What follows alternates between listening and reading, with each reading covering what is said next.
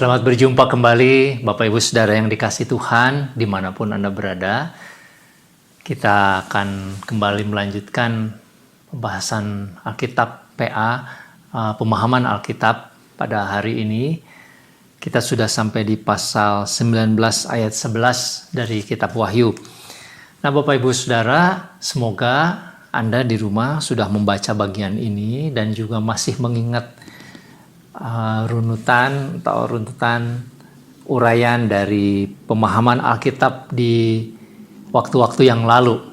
Saudara-saudara, kita sampai di pasal 19 ayat yang ke-11. Ini adalah sebetulnya adalah bagian yang paling akhir kalau kita mau melihat urut-urutan sejarah. Ini sebetulnya adalah bagian terakhirnya. Jadi itulah yang menjadi keyakinan saya, saudara-saudara, ketika membaca bagian ini. Nah, saudara, di bagian ini kita melihat ada satu ungkapan yang sangat penting di ayat 11, yaitu dikatakan bahwa aku melihat sorga terbuka.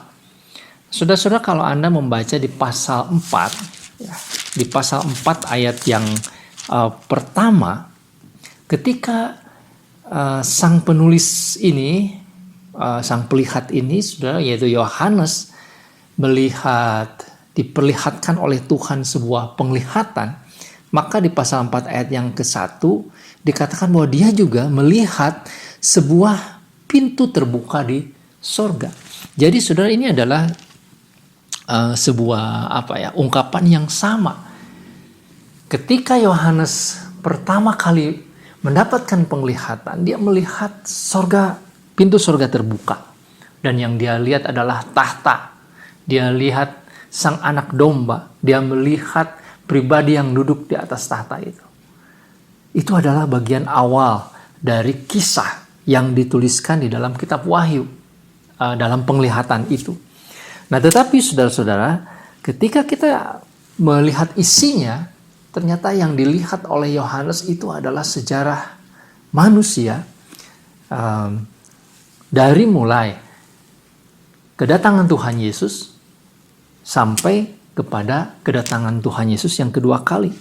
Nah, ketika di pasal 19 ayat yang ke-11 ini diungkapkan, aku melihat lagi pintu sorga yang terbuka, maka ini menunjukkan akhir dari drama tadi, dari kisah tadi, yaitu apa?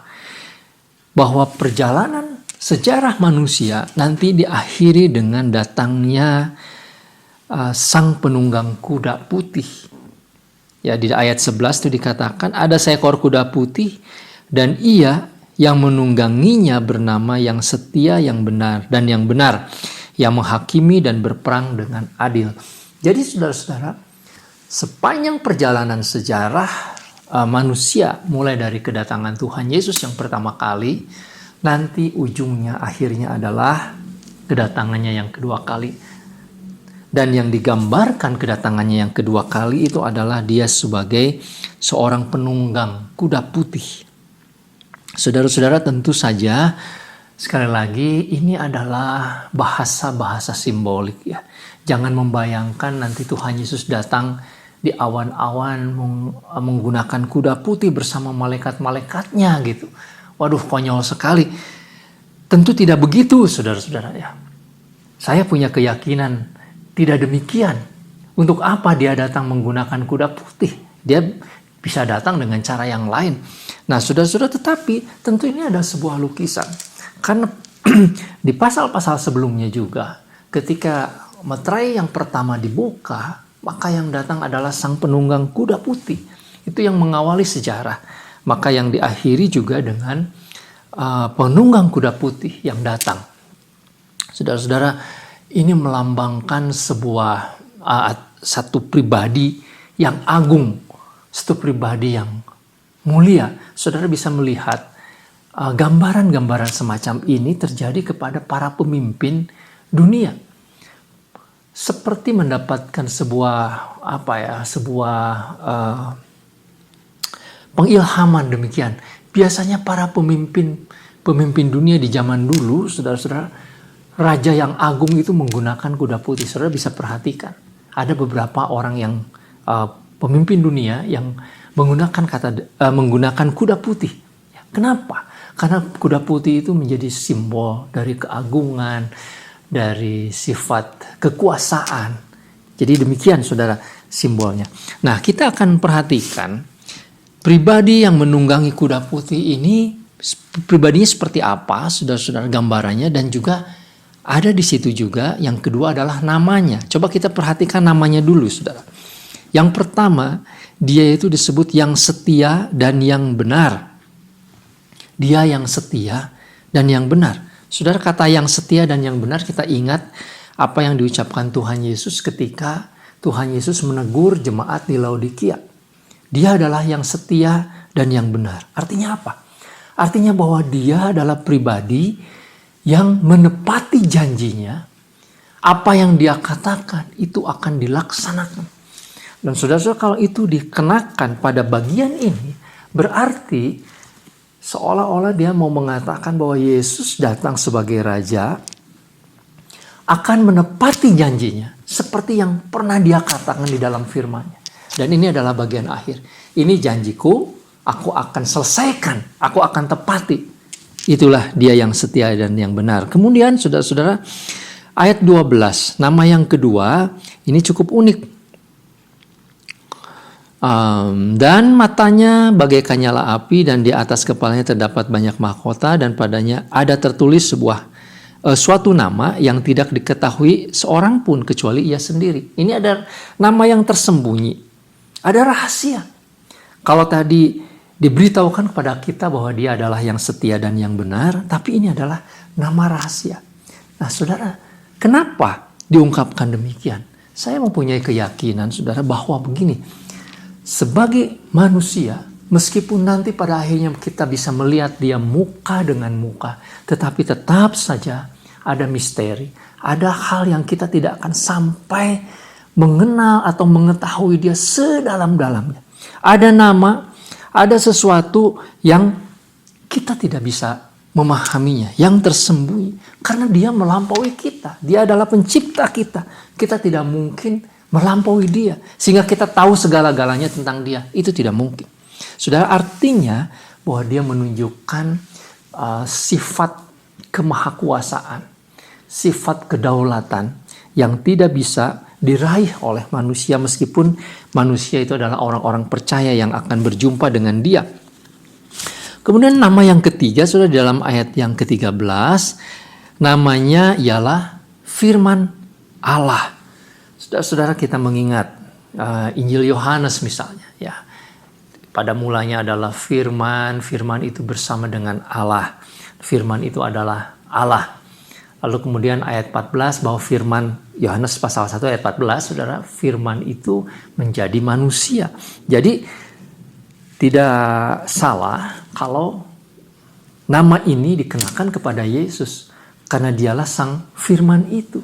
Dialah firman yang datang, yang menciptakan dunia ini melalui firman-Nya, dan firman-Nya itulah yang berkuasa untuk mengubahkan seluruh dunia ini. Jadi saudara, itulah sang firman Allah. Dan yang keempat, itu dituliskan di dalam ayat 16. Dan pada jubahnya dan pahanya tertulis suatu nama, yaitu Raja segala raja dan Tuan di atas segala tuan. Ini lengkap, saudara. Sudah jelas bahwa dia adalah raja di atas segala raja, yang nanti segala lutut akan bertelut, segala mulut akan mengaku bahwa dia adalah raja. Memang dia adalah raja di atas segala raja, tuan atas segala tuan di alam semesta ini. Saudara-saudara, keempat nama ini menimbulkan kepada kita sebuah pengertian bahwa dia adalah sang ilahi. Dia adalah Allah yang menciptakan alam semesta ini. Dia adalah Allah yang harus disembah. Karena itu saudara, pada bagian kedua kedatangannya, dia tidak datang untuk menyelamatkan manusia, tetapi dia datang untuk menghakimi manusia. Dia punya hak untuk menghakimi manusia. Saudara-saudara, ungkapan-ungkapan nama-nama tadi yang menunjukkan kebesaran, kemuliaan, dan sifat ilahi yang demikian besar menuntut kepada kita sebuah pengakuan bahwa Dia adalah Sang Hakim yang adil. Nah, saudara, kemudian kita lihat selain nama, digambarkan juga bagaimana Yesus Sang Hakim yang adil itu. Ya, kita lihat coba di dalam ayat yang ke-11 bagian terakhir sudah dikatakan bahwa Ia menghakimi dan berperang dengan adil. Ya. Kemudian ayat 12, gambarannya adalah matanya bagaikan nyala api dan di atas kepalanya terdapat banyak mahkota dan padanya ada tertulis. Jadi matanya, saudara, bagaikan nyala api yang bisa menembus hati manusia, yang bisa mengenal, mengetahui sedalam-dalamnya manusia, sehingga Dia bisa menjadi hakim yang adil. Kemudian ada banyak mahkota menunjukkan bahwa Dia adalah raja di atas segala raja. Lalu kemudian Ia memakai jubah yang telah dicelup dalam darahnya. Apa artinya, saudara? Ini menunjukkan pada karya Yesus yang mati disalibkan. Jadi karya Yesus itu menempel. Karya Yesus itu menjadi bagian dari status, dari identitas apa yang kita lihat. Bahwa Dia adalah Sang Juru Selamat yang menyelamatkan manusia melalui karyanya. Ayat 14, kemudian semua pasukan yang di sorga mengikuti Dia. Pasukan malaikat. Mereka juga menunggang kuda putih dan memakai lenan yang putih bersih. Ya, putih bersih, lenan halus menunjukkan sebuah sosok pribadi yang suci, yang mulia. Kalau itu dikenakan kepada manusia, saudara, orang-orang percaya, sudah dijelaskan di pasal 18 kemarin bahwa lenan halus itu adalah perbuatan. Di ayat 19 ya, pasal 19 itu adalah perbuatan-perbuatan yang benar. Pasal 19 ayat 8. Nah, lalu kemudian saudara, ayat 15, dan dari mulutnya keluarlah sebilah pedang yang tajam. Dari mulutnya ada pedang yang tajam menghunus. Ini gambaran perjanjian lama, saudara. Ya, ada pedang menunjukkan sosok pribadi yang menghukum atau yang menghakimi. Dan juga Ia akan menggembalakan mereka dengan gada besi. Ya, di beberapa bagian perjanjian lama menunjukkan hal itu. Dan Ia akan memeras anggur dalam kilangan anggur. Anggur yang diperas itu, cawan murka Allah itu, saudara-saudara, menunjukkan penghakiman. Jadi seluruh ayat ini, pada bagian ini, saudara, mau menunjukkan bahwa Yesus, Sang Firman Allah, Yesus yang menunggangi kuda putih yang akan datang kedua kali, itu ditegaskan dengan namanya dan dengan rupanya, bahwa Dia adalah Sang Hakim yang adil, Sang Hakim yang akan menghakimi dunia ini. Jadi itu intisari dari apa yang kita baca. Saya harap ini menjadi jelas. Sudah, sekali lagi, Yesus akan mengakhiri dunia. Peristiwa sejarah dunia ini akan berakhir melalui kedatangannya yang kedua, yang digambarkan sebagai Dia sesosok pribadi yang menghakimi, Allah yang adalah hakim yang adil.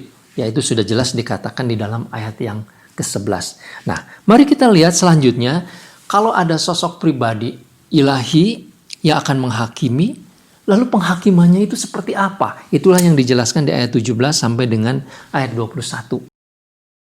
Saudara-saudara, kita lanjut sekarang ayat yang ke-17. Bagaimana wujud penghakiman itu? Ayat 17 mengatakan, lalu aku melihat seorang malaikat berdiri di dalam matahari dan ia berseru dengan suara nyaring kepada semua burung yang terbang di tengah langit. Katanya, marilah ke sini dan berkumpullah untuk turut dalam perjamuan Allah, perjamuan yang besar.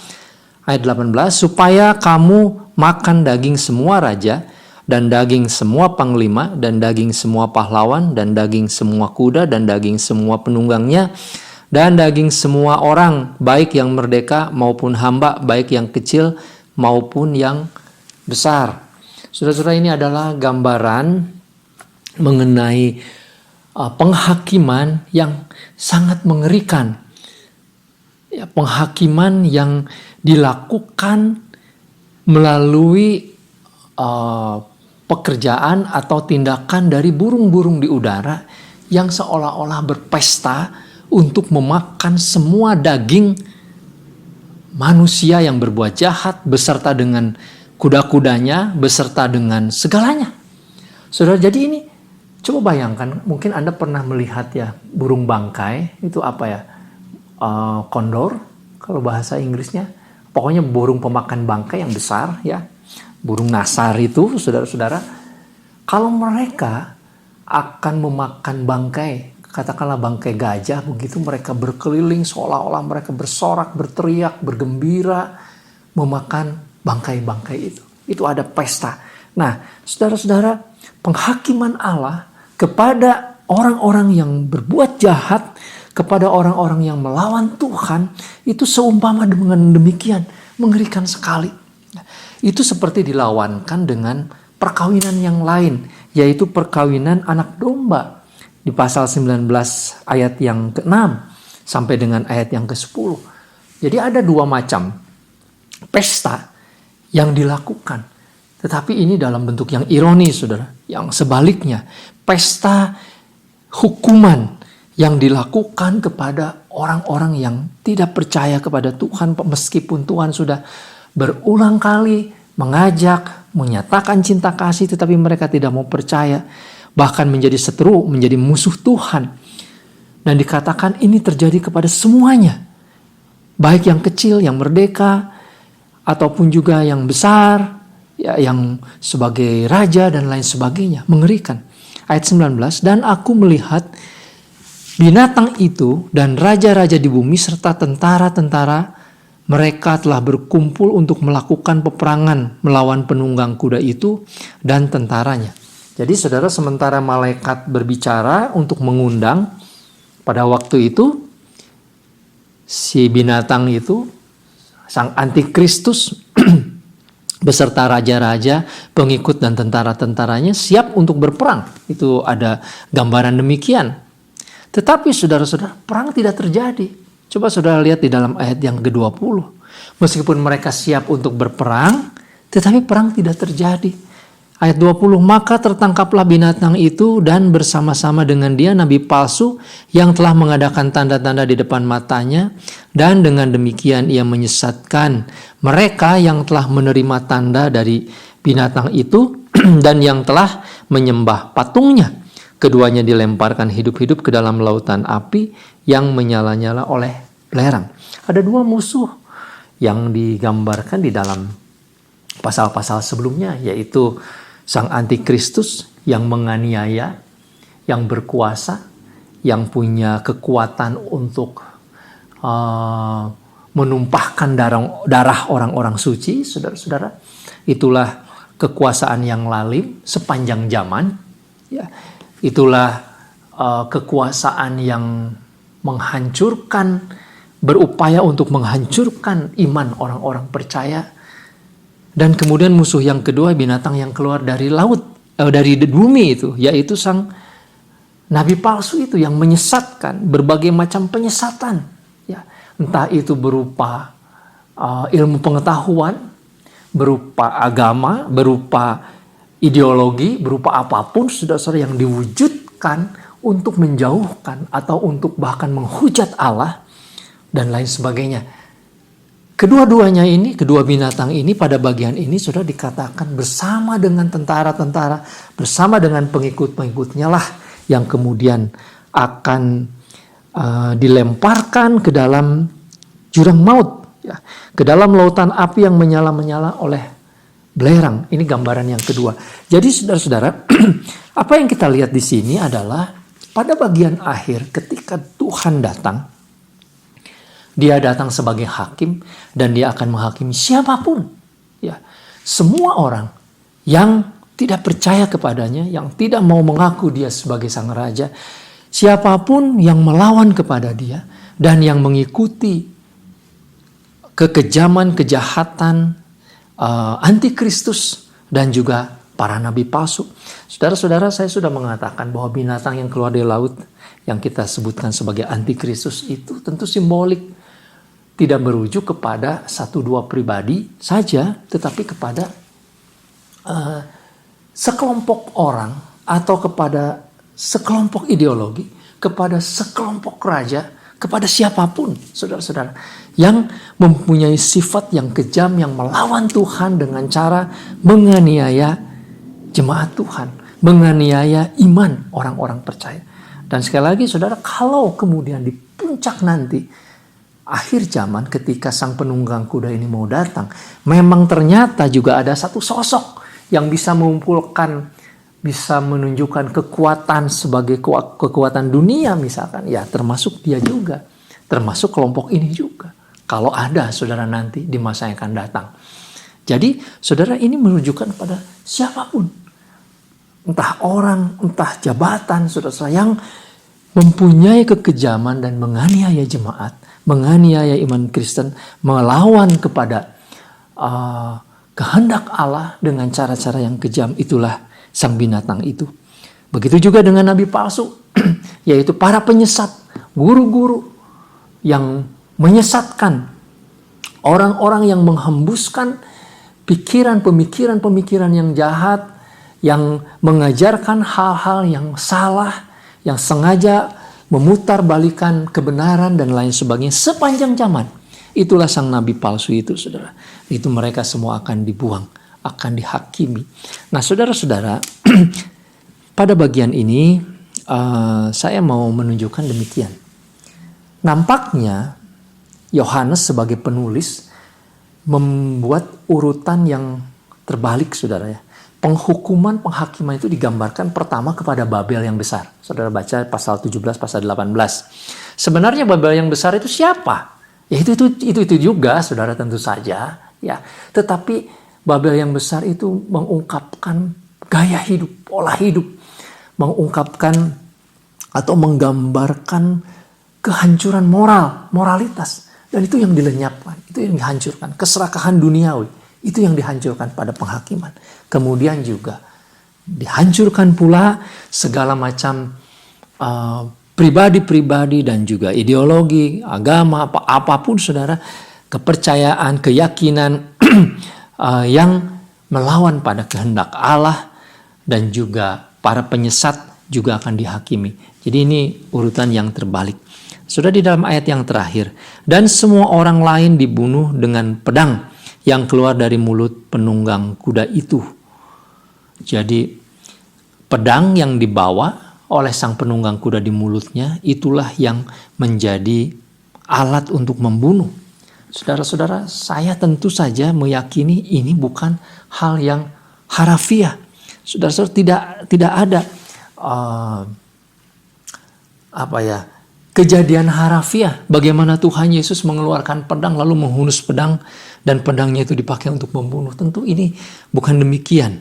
Dia sang firman itu saja dengan firman-Nya itulah, dengan kata-katanya itu bisa membunuh, bisa menghancurkan semuanya. Dan sesudah semuanya terbunuh, maka burung-burung yang melayang-layang itu yang di atas, saudara, burung-burung bangkai itu, pemakan bangkai itu, mereka makan sampai kenyang oleh daging mereka. Jadi ini bentuk gambaran akhir dari penghakiman yang diberikan atas dunia ini. Sudah cukup mengerikan ya kalau kita membayangkan. Mungkin kita bertanya, kenapa sih gambarannya seperti itu? Saya sudah berulang kali mengatakan bahwa kitab Wahyu adalah kitab genre sastra tertentu yang disebut apokaliptik, yang memang menyembunyikan beberapa arti, ada tujuan politik di situ. Sudah maksudnya supaya apa yang dituliskan tidak langsung dikenal, karena situasi pada waktu itu tidak memungkinkan menuliskan apa adanya. Nah, tetapi bukan itu saja. Cara menuliskan demikian itu memberikan kepada kita sebuah pemahaman yang lebih luas. Karena yang digambarkan di sana tidak bisa diucapkan dengan kata-kata. Saudara-saudara, penghakiman di akhir zaman nanti, penghakiman oleh Tuhan Yesus kepada dunia itu persisnya seperti apa, saudara? Kita tidak ada yang tahu, kecuali melalui gambaran-gambaran semacam ini, yang memang kita bisa tafsirkan secara lebih luas, ya, lebih kompleks. Kita bisa memahaminya dengan berbagai aspek. Saudara-saudara, kalau mau menjelaskan segala sesuatu yang sifatnya kompleks kan kita tidak bisa menjelaskan secara kata demi kata begitu. Tapi mungkin dengan analogi, ya, dengan contoh, dengan kiasan, itu lebih mudah. Dan itulah yang mau digambarkan. Saudara, sesuatu kejadian di masa yang akan datang, yang belum terjadi, yang dilihat oleh Yohanes, bagaimana itu dijelaskan kepada para pembacanya?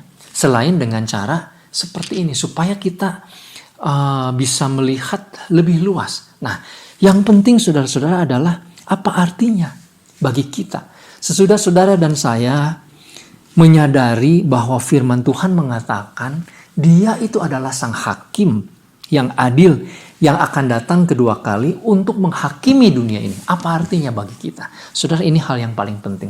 Dan menurut saya bagian ini sangat penting.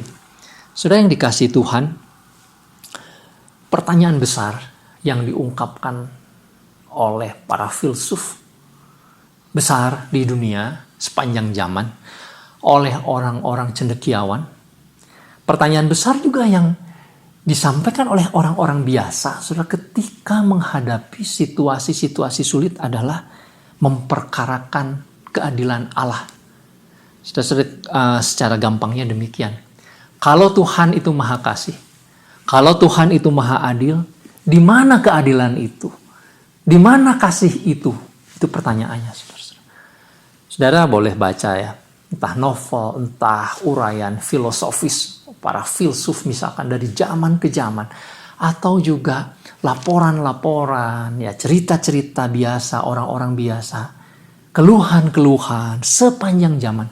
So, ketika menghadapi situasi-situasi krisis, dan saya mendengar juga di dalam kejadian saat ini, saudara, ketika ada wabah, saya mendengar ya banyak webinar gitu kan, yang mempersoalkan ini, mempertanyakan ini.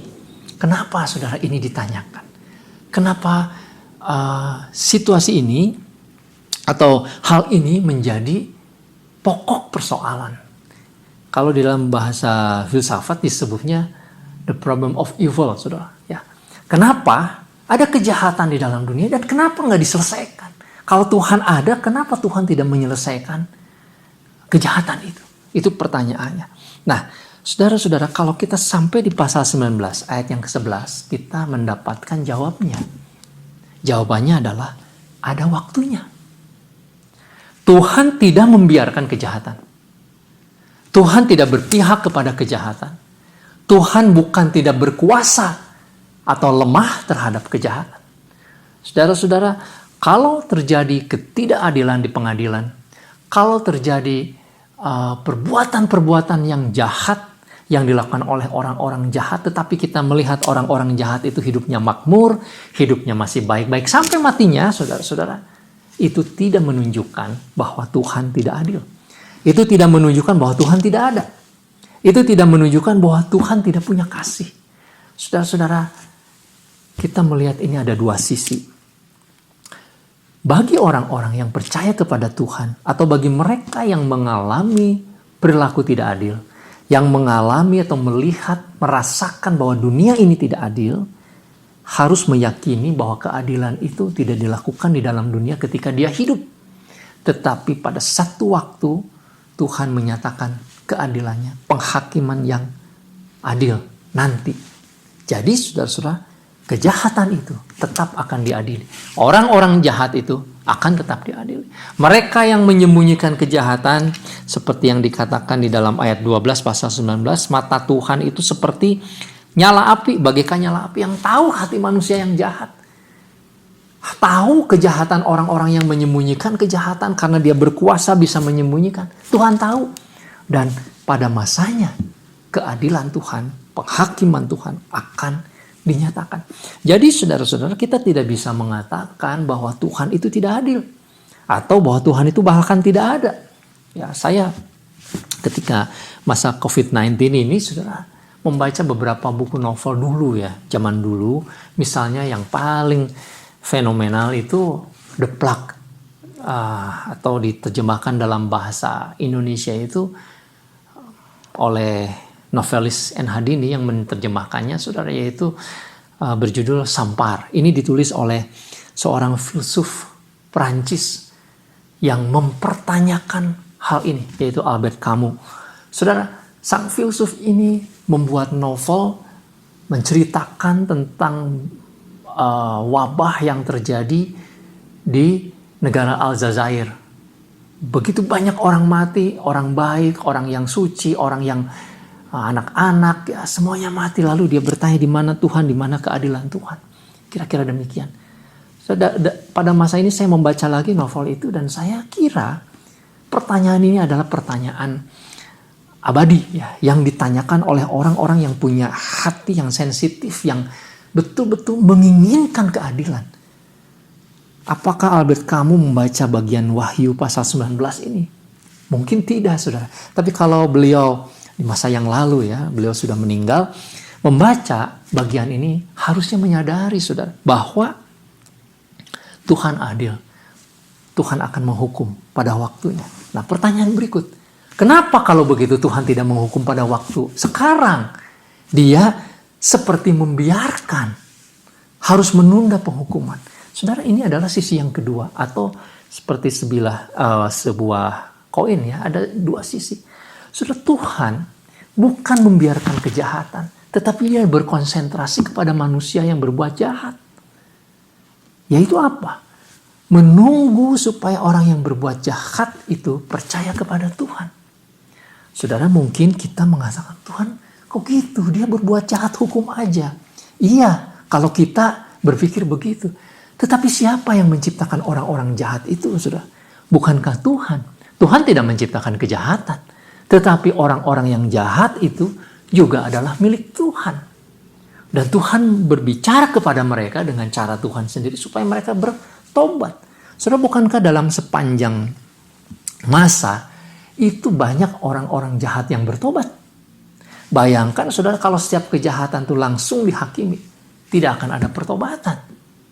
Jadi kita juga harus berbesar hati, saudara, melihat dan percaya kepada kedaulatan Tuhan. Itu adalah anugerah Tuhan yang diberikan kepada mereka. Dan saudara-saudara, anugerah Tuhan itu membutuhkan waktu. Ya, orang datang percaya kepada Tuhan itu membutuhkan waktu. Karena itu tidak selalu kejahatan itu langsung diselesaikan. Apakah ada kejahatan yang langsung diselesaikan di bumi? Oh, ada, saudara. Ada kejahatan atau keadilan yang dinyatakan di bumi, tentu saja banyak ya. Kalau kita mendengar cerita ataupun pengalaman-pengalaman bagaimana orang jahat langsung Tuhan hukum. Di dalam Alkitab sangat jelas. Beberapa raja jahat, saudara-saudara, langsung mati. Langsung dihukum oleh Tuhan. Saudara, tetapi Tuhan juga memberikan waktu, kesempatan kepada orang untuk percaya kepada Tuhan. Nah, bagi orang-orang yang percaya kepada Tuhan, bagi mereka yang hidup di tengah-tengah kejahatan tapi mereka tidak berbuat jahat, apa artinya kesabaran Tuhan ini? Apa artinya waktu yang Tuhan berikan? Itu menandakan sebuah kesempatan untuk menguji iman. Jadi saudara, kita pun orang-orang yang mengalami ketidakadilan, kalau saudara pada saat ini juga mengalami hal yang sama, di posisi yang sama, sebagai orang-orang yang mengalami ketidakadilan, itu berarti saudara sedang diuji untuk naik kelas. Iman saudara sedang dimurnikan supaya saudara menjadi pribadi yang lebih tangguh, yang lebih baik. Bukankah saudara-saudara manajemen modern pada saat ini mengajarkan hal yang demikian? Ya, jadi pribadi kita itu dibentuk oleh Tuhan melalui pengalaman-pengalaman hidup yang tidak baik. Jadi saudara yang dikasihi Tuhan, sekali lagi pada bagian ini menunjukkan kedatangan Tuhan yang kedua kali untuk menghakimi, dan dengan kedatangan yang kedua kali Tuhan menyatakan keadilannya yang tuntas. Berbahagialah mereka yang percaya kepada Tuhan, berbahagialah mereka yang sungguh-sungguh hidup di dalam kebenaran Tuhan.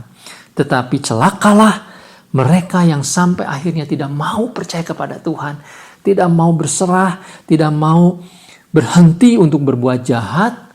Saudara-saudara, meskipun Tuhan memberikan kesempatan terus-menerus, satu waktu kejahatan itu akan dihukum, akan diakhiri. Saudara, kita sampai pada pasal 19 yang terakhir, dan persiapkanlah saudara membaca pasal yang ke-20. Nah, di pasal 20 nanti saudara kita akan masuk kepada sebuah semacam kesimpulan ya, kalau tulisan ini adalah kesimpulan. Yohanes mau menggambarkan lagi kesimpulan dari perjalanan manusia. Pasal 20 dan nanti di pasal 21, 22 itu ada gambaran yang baru tentang surga. Kiranya Tuhan memberkati kita sekalian. Saudara, mari kita berdoa. Bapa di surga, tolong kami supaya kami mengerti kehendak Tuhan. Terlebih lagi kami bisa menyiapkan atau bisa menjalani kehidupan ini sesuai dengan kebenaran Tuhan. Jagalah, pimpinlah hidup kami ya Bapa untuk selalu hidup di dalam anugerah dan percaya pada Tuhan. Terima kasih Bapa di surga, di dalam nama Tuhan Yesus kami berdoa. Amin. Tuhan Yesus memberkati.